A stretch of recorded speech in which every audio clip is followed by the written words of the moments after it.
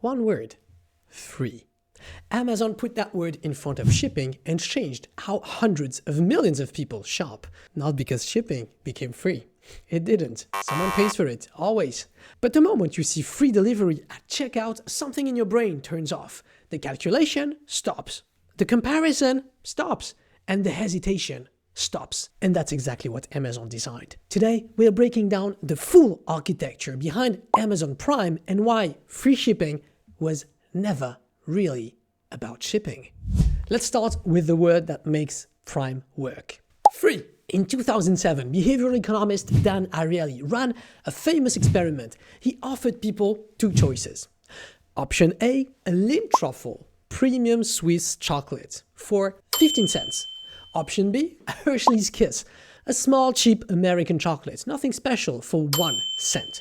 Most people chose the Lindt. The value was objectively better. Then he ran the experiment again with one change. He dropped both prices by 1 cent. The Lindt truffle was now 14 cents, and the Hershey's Kiss became free. This time, most people chose the Hershey's Kiss. The objective value hadn't changed, and the relative difference was identical. But the word free triggered a completely different response. Free doesn't just lower the price, it removes the risk calculation entirely.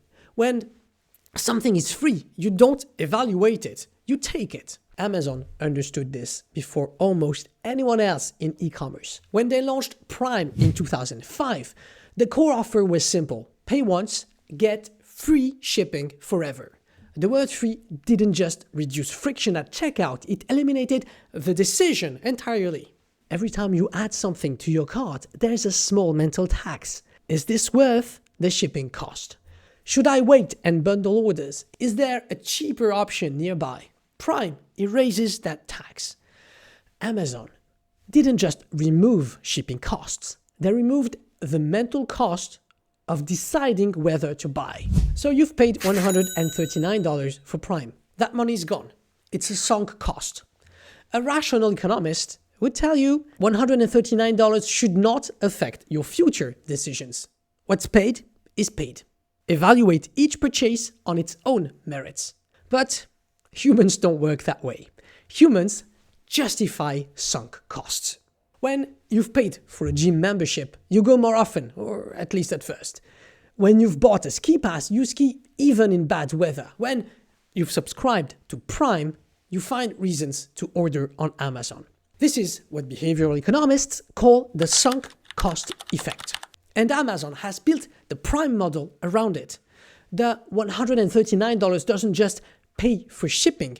It creates an obligation to buy more just to feel that the membership was worth it. Researchers from the University of Chicago found that Prime members spend on average 2.5 times more on Amazon than non-members. And that's not because they're richer or because they planned to, but because every purchase feels like it costs less. And every purchase justifies the subscription they have already paid for. So the takeaway for your own pricing decisions: upfront annual payments don't just improve your cash flow, they change your customer's behavior. A customer who has paid annually is a customer who has committed. This is one of the mechanisms behind pricing power. We broke that down in detail. The video is above. So a customer that has paid annually does not evaluate your product every month. They're justifying their decision to themselves. Prepayment is not just a financial decision, it's a psychological commitment device. Now let's talk about what Prime actually is in 2026. Because from the start of this video, you're thinking it's no longer about shipping. And in fact, Amazon has been slowly hiding shipping inside something much bigger. Prime Video, Prime Music, Prime Reading, pharmacy discounts, grocery delivery, early access deals, photo storage, gaming perks. Amazon has systematically added services to Prime, not really to make it more useful, but to make it impossible to price. Think about it. If Prime were just about shipping, you'd calculate, how many orders do I have to place this year? Is $139 worth it? Maybe you'd buy it, maybe not. But now, Prime includes a streaming service that alone would cost you $9 a month. So that's $108 a year just for the video, which means you're getting all the shipping for roughly $31. Oh wait, you used the grocery delivery. So that's worth, you see what happens? The bundle doesn't just add value, it makes the price impossible to evaluate rationally. Every person justifies Prime differently. The parent values fast delivery. The student values Prime Video. The reader values the books. Amazon has built a product that different people cannot compare to anything else because it's a unique combination of things assembled specifically to make the price feel low. In pricing, this is called bundle opacity, and it's one of the most powerful defenses against price sensitivity. So the takeaway in your own product architecture, a bundle isn't just about adding features. It's about making the price impossible to reverse engineer. If your customer can easily calculate what they're paying for each component, they can also calculate whether they need each component. And the best bundles create a new category entirely. When customers cannot disaggregate value, they stop trying to. That's the point. Here's the part that most people miss.